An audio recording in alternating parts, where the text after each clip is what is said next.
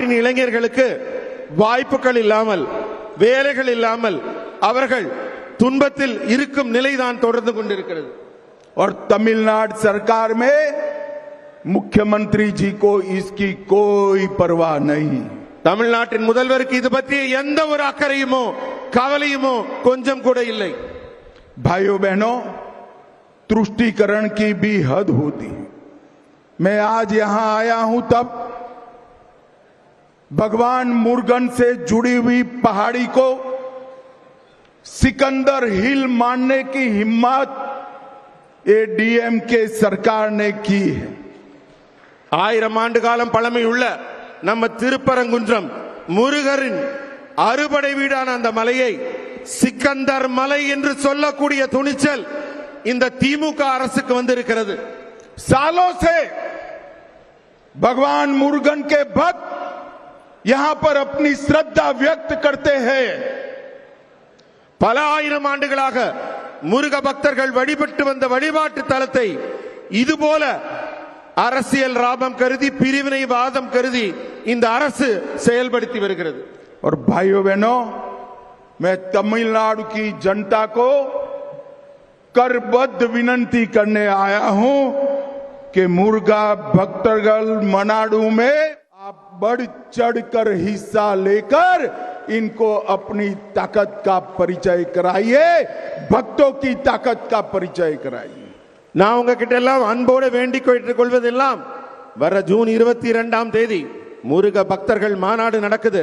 நீங்க ஒவ்வொருவரும் பெருந்திரளாக கலந்து கொண்டு நம்மளுடைய ஒற்றுமையையும் வலிமையையும் அந்த மாநாட்டில் காட்ட வேண்டும் என்று கேட்டுக்கொள்கிறேன். मैं फिर से एक बार तमिलनाडु सरकार से मेरी मांग दोहराता हूं कि मेडिकल और इंजीनियरिंग की पढ़ाई में जल्द से जल्द तमिल भाषा का प्रवेश हो और मेडिकल और इंजीनियरिंग की पढ़ाई तमिल भाषा में की जाए. நான் தமிழக அரசு ஒவ்வொரு முறை வரும்போது நினைவூட்டுகிறேன். தமிழ்நாட்டில் தமிழ் தமிழ் என்று பேசிக் கொண்டிருக்கும் நீங்கள் பாடத்திட்டத்தை ஏன் தமிழில் செய்ய மறுக்கிறீர்கள்?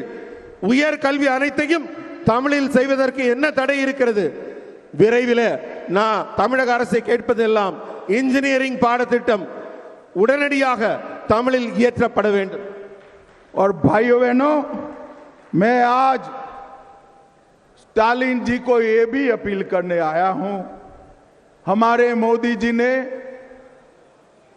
सेंगोल को संसद में स्थान देकर पूरे तमिलनाडु का सम्मान किया है. कभी मोदी जी को एक धन्यवाद का पत्र लिख देना भाई.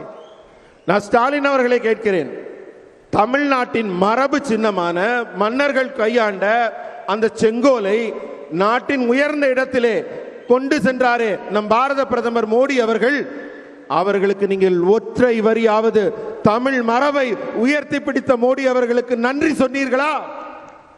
भाइयों बहनों, जब मोदी जी प्रधानमंत्री बने देश की अर्थव्यवस्था इकोनॉमी 1.9 ट्रिलियन की थी और आज 11 साल में इसको 4.19 ट्रिलियन की और दुनिया का चौथे नंबर का अर्थतंत्र आज हम बन चुके हैं. मोदी जी ने विकास कैसे होता है इसका एक उदाहरण साबित किया है. மக்களே, இந்த மோடி அவர்களின் ஆட்சி உருவான பிறகு இந்தியா தொடர்ந்து வளர்ச்சி பாதையிலே பயணித்துக் கொண்டிருக்கிறது. இந்த சாதனைகளின் உச்சமாக 11 ஆண்டுகால ஆட்சியிலே மோடி அவர்கள் ஆட்சியில் இந்தியாவின் भाइयों बहनों, स्टालिन जी हर बार कहते हैं कि आपने तमिलनाडु को क्या दिया. स्टालिन साहब, यूपीए की सरकार 10 साल चली. यूपीए सरकार ने तमिलनाडु को 10 साल में 1,53,000 करोड़ रुपया दिया और भारतीय जनता पार्टी की सरकार ने 10 साल में 6,00,000 6,80,000 करोड़ रुपया दिया। 6,80,000 करोड़।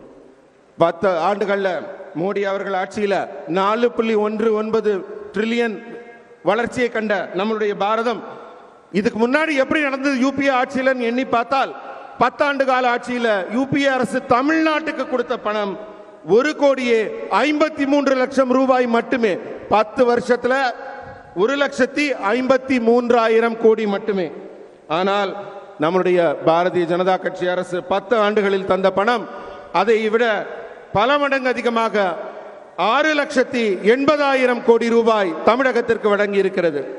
और इसके अलावे रोड्स के लिए 63,000 करोड़, रेलवे के लिए 77,000 करोड़ और एयरपोर्ट के लिए 3,500 करोड़ रुपया देने का काम किया.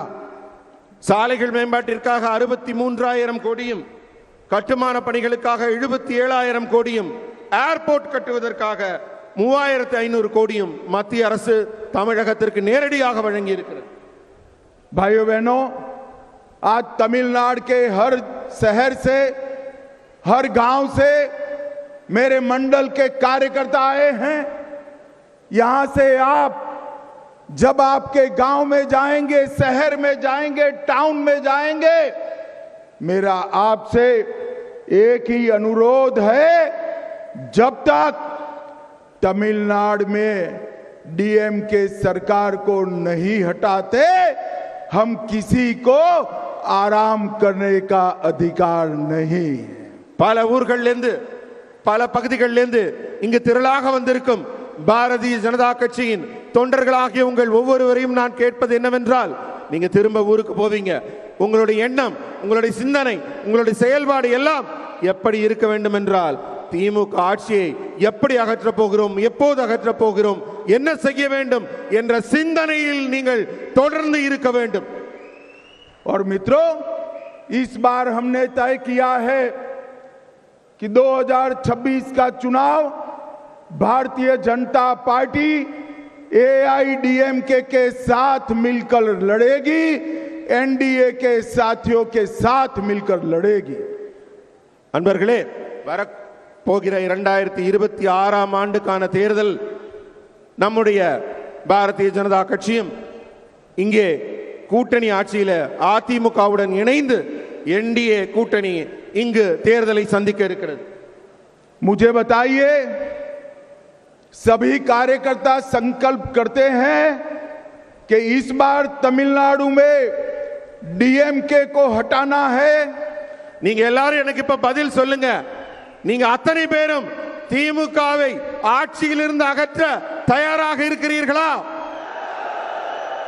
तो मेरे साथ जोर से दोनों हाथ उठाइए. எல்லாரும் ரெண்டு கைகளையும் மேல தூக்கி உரக்க நான் சொல்றத சொல்லுங்க. विजय के संकल्प की मुट्ठी बींचिए. வெற்றிக்கான உறுதிமொழியை எடுத்துக் கொள்ளுங்கள். और प्रचंडवाद से बोलिए. உரத்த குரலில் சொல்லுங்கள். भारत माता की वंदे मातरम, वंदे मातरम, वंदे मातरम. भारत माता की जय.